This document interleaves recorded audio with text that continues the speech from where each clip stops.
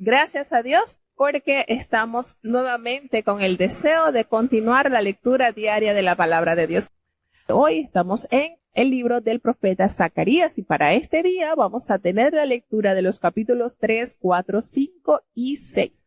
Vamos sin ya demora, pues vamos a iniciar con la lectura del capítulo 3 de este precioso libro profético.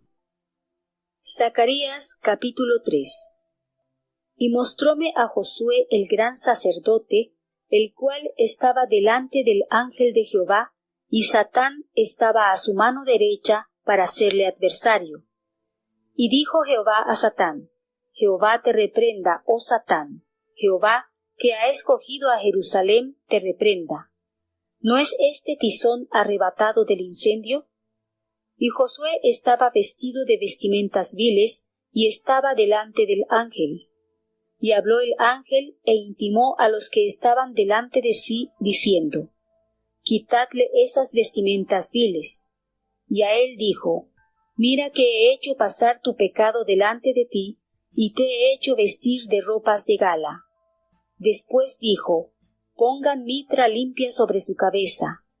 Y pusieron una mitra limpia sobre su cabeza, y vistiéronle de ropas, y el ángel de Jehová estaba en pie.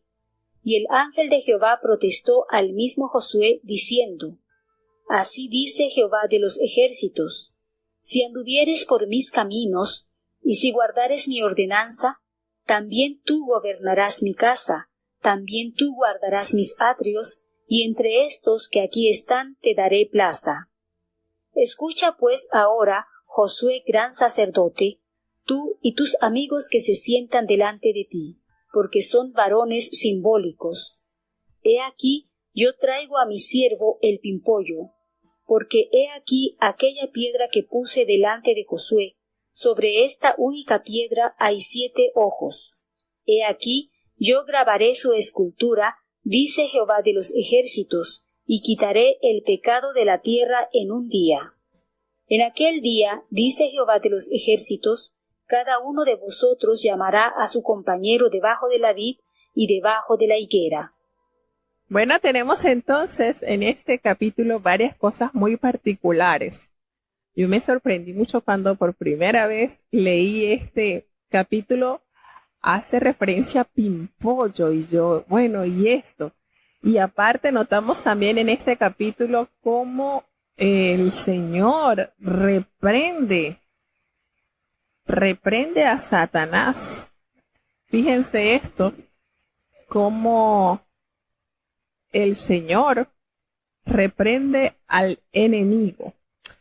Bueno, y en este capítulo 3, el mismo Jehová, fíjense, no el mensajero angelical, le muestra al profeta Zacarías esta visión. Y ello hace de la cuarta visión algo único, pues aquí, en este capítulo, se muestra la limpieza de Josué, quien estaba a cargo del oficio sacerdotal. Y esto es como el significado de ese siervo, ese renuevo que viene a salvar.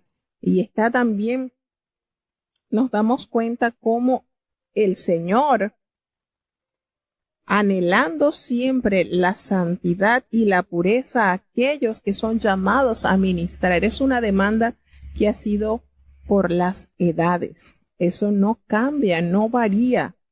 Y en esto, pues, esta es la cuarta visión y es algo único, sin precedente, pues la esencia de su mensaje apunta hacia la limpieza del sacerdocio, como habíamos dicho, ¿verdad? Josué estaba a cargo de esta importante función sacerdotal. El Señor está anhelando, está demandando la limpieza en el sacerdocio y por supuesto también de la tierra. Y había, por supuesto, impureza religiosa y moral entre los exiliados que recientemente estaban regresando del exilio. Recordemos que el sacerdote Esdras hizo referencia a esta misma condición en los capítulos 9 y 10, ¿verdad? Cuando llama a la pureza en muchos ámbitos de la vida del pueblo de Dios. Y aquí nos dice entonces cómo Satanás estaba hablando con el Señor como que si fuese un fiscal, y el Señor le reprende inmediatamente. Con el diablo no se habla, con el diablo no se dialoga. El diablo no se debe dialogar. El mismo Señor lo reprende para que él deje de interferir en los planes del Señor. Fíjense nos hace referencia en el versículo 6 sobre la venida del renuevo. El ángel de Jehová amonestó al sacerdote Josué y le dijo: así dice Jehová de los ejércitos, si anduviereis por mis caminos, si guardareis mi ordenanza, también tú podrás gobernar mi casa y guardarás mis atrios, y entre estos que aquí están te daré lugar. Fíjense cómo hay una situación que debe estar presente en todos aquellos que anhelan ser instrumentos de Dios, útiles para toda buena obra. Es andar en el camino de Dios, no andar por nuestros propios caminos, por nuestros propios pensamientos. Es dejarse tomar de la mano de Dios y ser guiados con prontitud por nuestro Padre Celestial.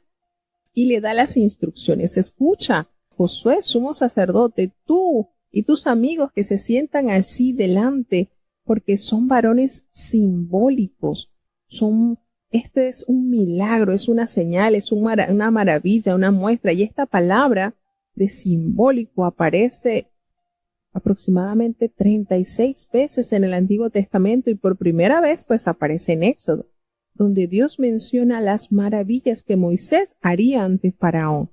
Y esto pues no es otra cosa que un milagro, aunque generalmente pues se traduce por señal, y a pesar pues de que encierra esta idea de algo milagroso, es algo referente a connotar una ilustración o un ejemplo, en este caso pues como el Señor hace prodigios, ha hecho prodigio en muchos y durante muchos años, y se describe también en el libro del profeta Ezequiel como señal. Pues el Señor promete traer a su siervo y da así ese sentir en el capítulo 3, versículo 8, cuando hace referencia sobre que el Señor trae a su siervo el pimpollo, dice en nuestra versión, ¿verdad?, del año 1909, pero también hace referencia al renuevo. Por supuesto, esto hace conexión directa con nuestro amado Salvador Jesucristo. Recordemos que pimpollo tiene el significado de un árbol nuevo, algo que acaba de brotar, y en especial es como un pino erguido, firme, con gran majestad. Eso es un pimpollo, un renuevo. Y es precisamente esa idea que se traza cuando vuelven los exiliados, renovando su fe y su pacto con Dios en integridad y santidad, como el Señor espera recibir a este pueblo que ha sido disciplinado durante estos años. Y el Señor entonces le dice que es necesario andar por sus caminos para poder entonces mantener ese perfil del cual Dios está formando en su pueblo. Y dice en el versículo 9 que aquí aquella piedra que puse delante de Josué, sobre esta única piedra hay 7 ojos. Bueno, no hay una claridad sobre esta piedra, si puede que dé alusión al Mesías, o cuando hace referencia, siempre, no sé si han notado, pero se hace referencia al número 7, siempre está connotando la perfección y la plenitud de Dios. Por supuesto, cuando dice en esta piedra hay 7 ojos, he aquí que yo grabaré su escultura, dice Jehová de los ejércitos, y quitaré el pecado de la tierra en un día. Fíjense esta manera de interpretarse, cómo el Señor, a través del Hijo de Dios, de su sacrificio perfecto, pues está autorizado para quitar el pecado del mundo en un día, dice su palabra. Y en ese día, dice el Señor, cada uno de vosotros llamará a su compañero debajo de la vid y debajo de la higuera. De esta manera, el Señor promete entonces estar en total reconciliación con aquellos que sean libres de pecado. ¿Por qué? Porque precisamente es el pacto que Dios está haciendo con su pueblo, pues es el Señor quien quitará el pecado, pues sabemos que el pecado obstaculiza totalmente la relación de Dios con sus hijos. El Señor aborrece el pecado. Y debido a que nosotros por nuestra propia naturaleza y nuestra propia capacidad jamás podremos hacerlo, el Señor entonces promete librarnos de este yugo para entonces ser ese pueblo libre de toda mancha y de todo pecado, pues sabemos que Dios viene por su pueblo, por su iglesia, la cual debe estar sin mancha, sin arruga y sin cosas semejantes, es decir, cero, libre, totalmente lavada y exonerada del pecado que inundó al mundo por medio de la desobediencia de la primera pareja. Vamos a seguir avanzando hacia el capítulo 4 del libro del profeta Zacarías. Zacarías capítulo 4. Y volvió el ángel que hablaba conmigo, y despertóme como un hombre que es despertado de su sueño, y díjome, ¿qué ves? Y respondí, he mirado, y he aquí un candelero todo de oro, con su vaso sobre su cabeza, y sus 7 lámparas encima del candelero, y 7 canales para las lámparas que están encima de él, y sobre él 2 olivas, la una a la derecha del vaso y la otra a su izquierda. Proseguí y hablé a aquel ángel que hablaba conmigo, diciendo, ¿qué es esto, Señor mío? Y el ángel que hablaba conmigo respondió y díjome, ¿no sabes qué es esto? Y dije, no, Señor mío. Entonces respondió y hablóme diciendo, esta es palabra de Jehová a Zorobabel, en que se dice, no con ejército ni con fuerza, sino con tu espíritu, ha dicho Jehová de los ejércitos. ¿Quién eres tú, oh gran monte? Delante de Zorobabel serás reducido a llanura. Él sacará la primera piedra con aclamaciones de gracia, gracia a ella.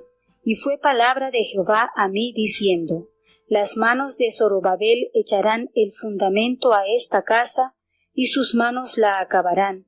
Y conocerás que Jehová de los ejércitos me envió a vosotros, porque los que menospreciaron el día de las pequeñeces se alegrarán y verán la plomada en la mano de Zorobabel.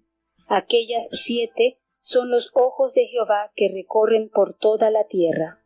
Hablé más y díjele, ¿qué significan estas 2 olivas a la derecha del candelero y a su izquierda?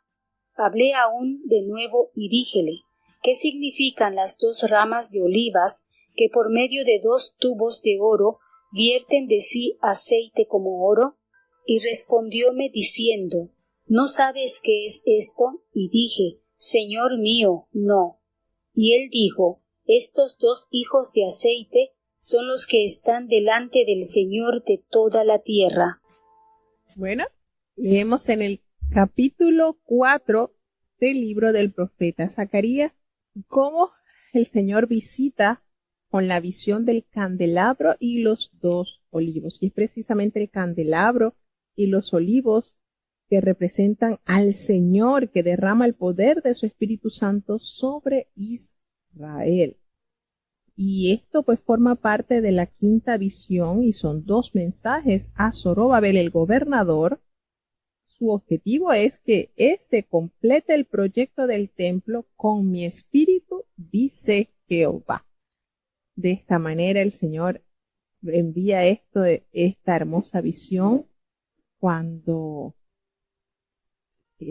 observaba ese candelabro que era todo de oro y en un depósito allí encima, y habían 7 lámparas encima del candelabro y 7 tubos para las lámparas que estaban encima de él. Y volvemos a repetir, este número 7 connota la perfección en Dios. Por eso les decía la vez anterior que, bueno, Dios, ese es su número preferido. Observamos pues en el arco iris este hermoso pacto que Dios concertó con Noé, representante de la humanidad para el entonces, y hay 7 colores precisamente.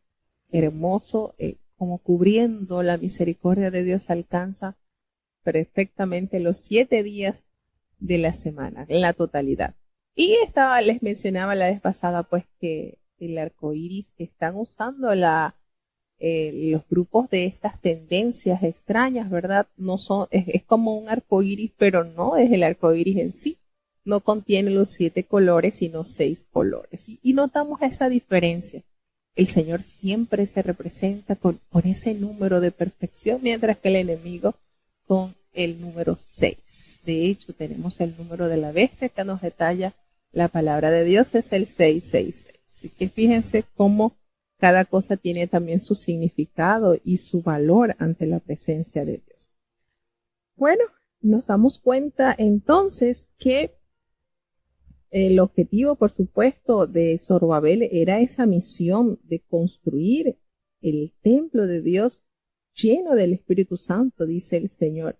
Y lo que representa el candelabro, pues no está muy claro. Puede que constituya un símbolo del pueblo de Israel o de la presencia de Dios. Si fuese esto último, pues las 7 lámparas corresponderían a los 7 ojos de Jehová que se mencionan en el versículo 10. Y como gobernador de Judá, recordemos que Zorobabel era en definitiva el responsable de reconstruir el templo, pero se le ha prohibido confiar en los recursos humanos para llevar a cabo la tarea.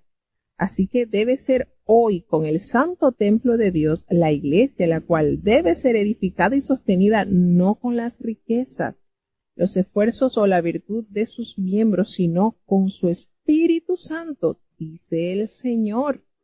Notamos entonces, cuando se complete el templo, todos reconocerán su belleza y se darán cuenta de que no es el resultado del esfuerzo humano, sino la gracia de Dios. Por eso hace mención cuando dice, oh gran monte, y posiblemente hace la referencia a los adversarios del proyecto del templo, al desalentado grupo de constructores o algún tipo de disturbio que existió entre el pueblo, pues Dios se ocupará de que quede convertido en una llanura. Y el uso de monte en el Nuevo Testamento y la obvia alusión de Zacarías a Isaías 44 también hacen de estas palabras una promesa para el futuro.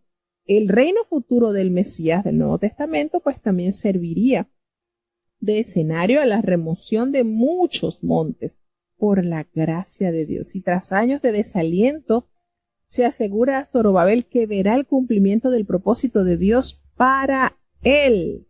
Cuando hace mención a los 2 ungidos, esos 2 olivos son Josué, quien representa la autoridad religiosa, y a Zorobabel, que es la autoridad civil. Y son arquetipos de los 2 testigos mencionados también en el libro de Apocalipsis. Notamos entonces cómo el Señor manifiesta por medio del profeta los planes y proyectos que han de ejecutarse por mano de estos siervos que han sido escogidos y han sido preparados para esta preciosa obra que el Señor tiene estipulado. Cuando hace referencia el Señor a su poder, al ejército, esa fortaleza, esa fuerza, ese poder militar, a ese valor, a esa riqueza, y su significado básico es fuerza, y es especialmente la militar. Se puede referir también al poder derivado de su acumulación de bienes, y eso quiere decir a las riquezas, como lo dice el Señor. En el versículo 6 dice, entonces respondió y me habló diciendo, esta es palabra de Jehová Zorobabel, que dice, no es con ejército ni con fuerza, sino con mi espíritu, ha dicho Jehová de los ejércitos. ¿Y cuántos nos deleitamos nosotros con este versículo que está en el capítulo 4 del libro del profeta Zacarías, ¿verdad? No es con nuestra fuerza, sino con el poder de su Espíritu Santo. Fíjense qué hermoso Y en este pasaje, pues Dios informa al constructor del templo que la tarea no podrá llevarse a cabo utilizando la fuerza de un ejército, no, ni mediante poder muscular o la resistencia física de los trabajadores. Sencillamente se alcanzará más bien mediante el poder del Espíritu de Dios. Hay versículos en la palabra de Dios que nos inyectan un ánimo, una motivación tremenda. Y realmente es así, podemos connotar cuando el Señor nos promete que aquellos que confían en Jehová serán como las águilas. Y cuando dice el Señor multiplica la fuerza del que no tiene ninguno, y eso va en contra de la ciencia, porque todo número multiplicado por cero es cero. Y el Señor dice, multiplico la fuerza del que no tiene ninguno. Porque precisamente no es con la fuerza muscular, con la capacidad, es con la presencia del Espíritu Santo en la vida de cada uno de sus hijos, de los que han creído en Él, de los que han abrazado esta maravillosa fe y este glorioso sentir de la presencia de Dios en sus vidas.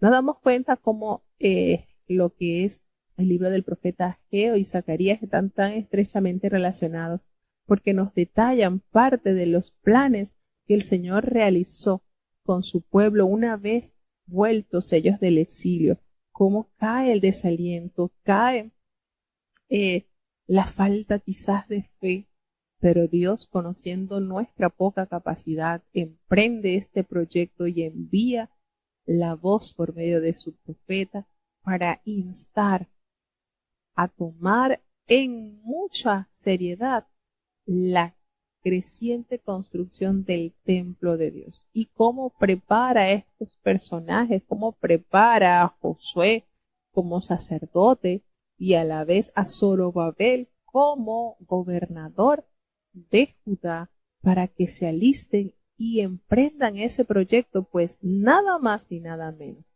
que el patrocinador es Jehová de los ejércitos. Y por eso le dicen, no es con su fuerza, es con mi Espíritu Santo, que los asistirá y podrán entonces notar que al ojo humano jamás se podía realizar.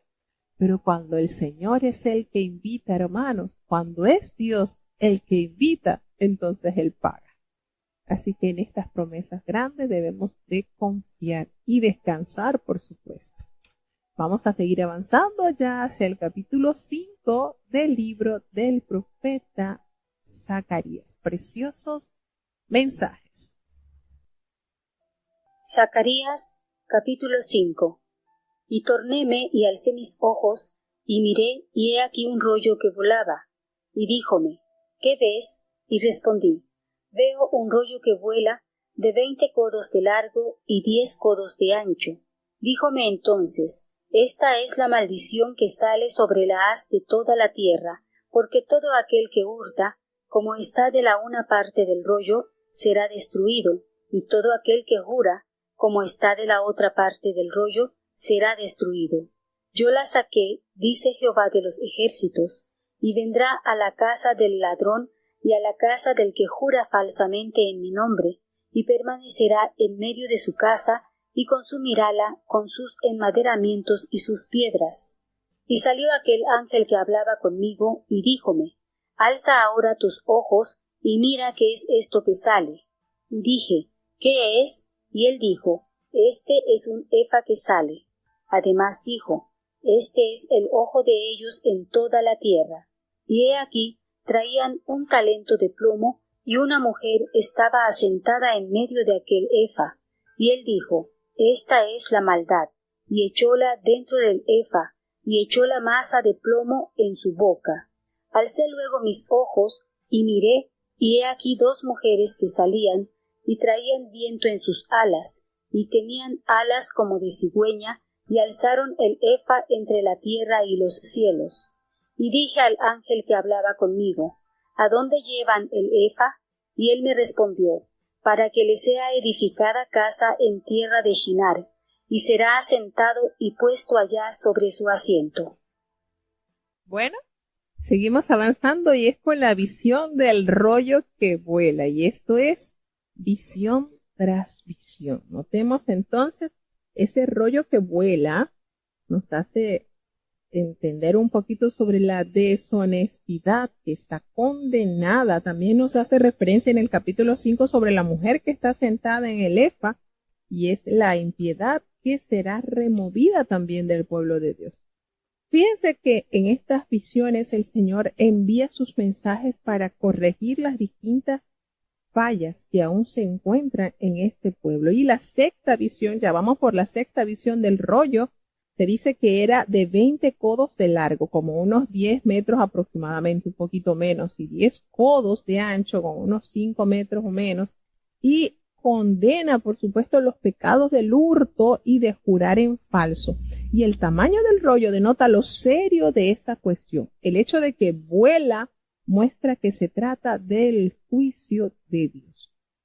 Y la séptima visión que se halla acá también, y esta está sobre la visión que promete la remoción de la maldad de la tierra y simbolizada, por supuesto, por una mujer sentada tratando de escapar en un efa, pero forzada a volver a él. Y el efa finalmente es quitado de la tierra.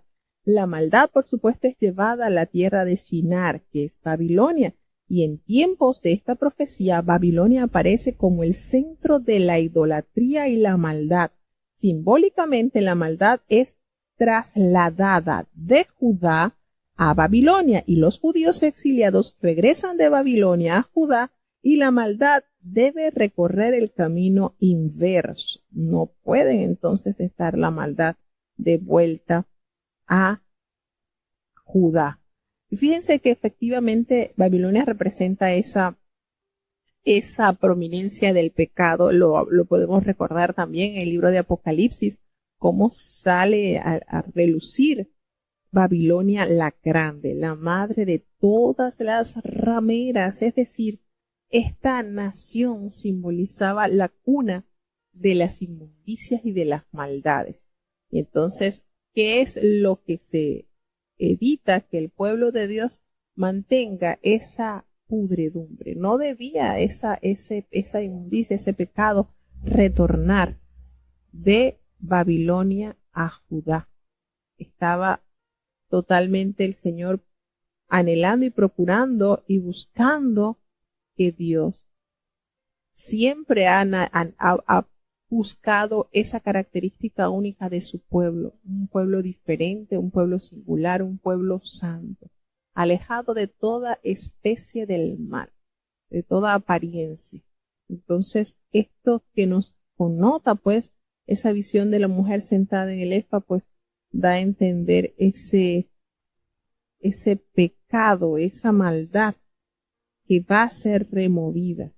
Y él le responde, le dice el último, para que sea edificada en la casa de Shinar en Babilonia, y cuando esté preparada la pondrán sobre su base. De esa manera, entonces, vamos por las distintas visiones que el Señor le mostró al profeta para ir detallando la función o los proyectos que Dios ejecuta para con su pueblo, para beneficio, el Señor removiendo, el Señor quitando lo que estorba y creando en el pueblo esa particularidad que anhela en él haya. Vamos a seguir avanzando hacia el capítulo 6 del libro del profeta.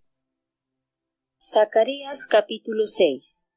Y tornéme y alcé mis ojos y miré, y he aquí 4 carros que salían de entre 2 montes, y aquellos montes eran de metal.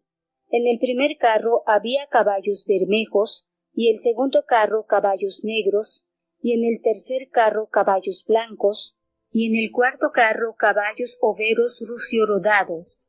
Respondí entonces y dije al ángel que conmigo hablaba: Señor mío, ¿qué es esto?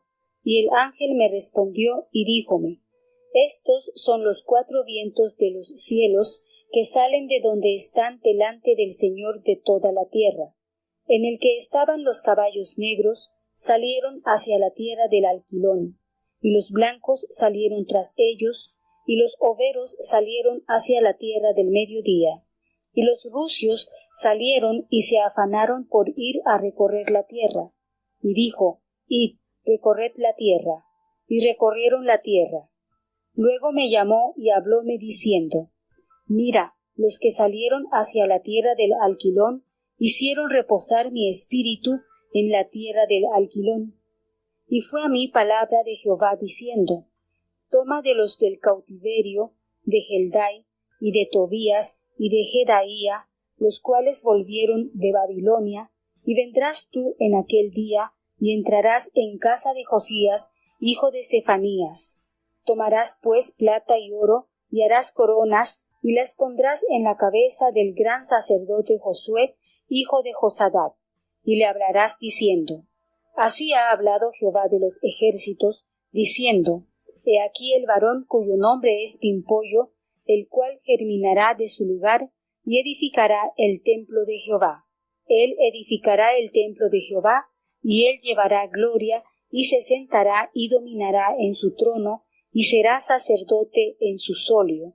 Y consejo de paz será entre ambos a dos. Y Helen, y Tobías, y Jedaía, y Gem, hijo de Sefanías, tendrán coronas por memorial en el templo de Jehová. Y los que están lejos vendrán y edificarán en el templo de Jehová, y conoceréis que Jehová de los ejércitos me ha enviado a vosotros. Y será esto, si oyereis obedientes la voz de Jehová vuestro Dios. La clave de la bendición está en la obediencia a Dios, sin duda alguna. Por las edades el Señor pide. ¿Qué pide de vosotros, oh casa de Israel, sino que le obedezcáis? Dice el Señor, ¿verdad?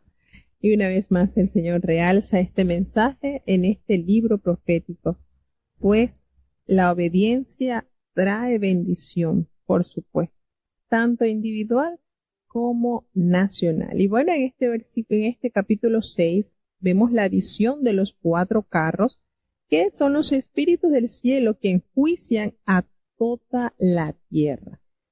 La visión final de los 4 carros describe el control soberano de Dios sobre toda la tierra, y algunos comentaristas ven un paraíso entre los 4 caballos de este paisaje, de este pasaje bíblico, y los 4 caballos del Apocalipsis capítulo 6. Sin embargo, aparte de que tienen colores similares, el vínculo que los relacionaría no está tan claro aún más.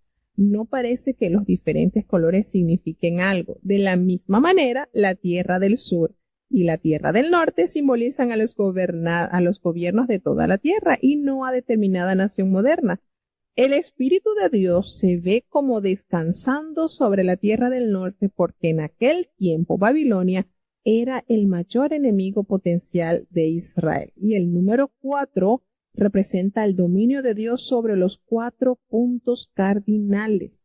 Los carros no se utilizaban como medio de transporte, sino de guerra. Por lo tanto, esta visión trata del juicio soberano de Dios sobre toda la guerra. Así que se cambia el simbolismo y en lugar de carros se habla de espíritus o vientos, habiéndose ya referido a los 4 vientos del cielo en el capítulo 1, versículo 10. Y en estos vientos puede que sea una alusión a los 4 puntos cardinales. El Espíritu Santo recorre toda la tierra para así cumplir el propósito de Dios. Se lee sobre las coronas y en plural, ningún sumo sacerdote del Antiguo Testamento fue jamás coronado rey. Aunque se le permitía usar un turbante, no podía ceñir una corona. Así que de manera que Josué prefigura claramente a aquel que llevaría la corona, cumpliendo los 2 oficios de rey y sacerdote. Las muchas coronas probablemente se reflejan en el libro del Apocalipsis, donde se dice que había en su cabeza muchas diademas, porque es mandado a coronar a Josué. Vino palabra de Jehová diciendo. Y le dice entonces al profeta: toma de los cautiverios de Heldai a Tobías y a Jedaías, los cuales volvieron de Babilonia, irás tú en aquel día y entrarás en la casa de Josías, hijo de Sofonías. Tomarás allí plata, oro, y vas a hacer una corona y la vas a poner en la cabeza del sumo sacerdote Josué, hijo de Josadac. Y fíjense que esto es algo particular, algo que no se había realizado con los sacerdotes desde que se instituyeron desde la época de Aarón. cuando es puesto como sumo sacerdote para oficiar los sacrificios en el tabernáculo que estaba en medio del pueblo de Dios. Y esto es algo particular, en realidad, que no se había visto con anterioridad. Y nos damos cuenta entonces cuando en el versículo dice el Señor: edificaré el templo de Jehová y él llevará la gloria y se sentará y dominará en su trono, y habrá sacerdote a su lado y el consejo de paz habrá entre ambos. Esa sabiduría que trae consigo la reconciliación y la tranquilidad interior. Recordemos que el Mesías ejercerá esa sabia y armoniosamente ambos, el oficio del rey y el oficio del sacerdote. Y los que están lejos vendrán y ayudarán a edificar el templo espiritual. Son los gentiles que aceptarán al Mesías. Aquí se hace alusión, ¿verdad?, a esa hermosa promesa de reconciliación. Los que están lejos vendrán y ayudarán a edificar el templo de Jehová, y conoceréis que Jehová de los ejércitos me ha enviado a vosotros. Y esto sucederá, por supuesto, si oyereis obedientemente la voz de Jehová vuestro Dios.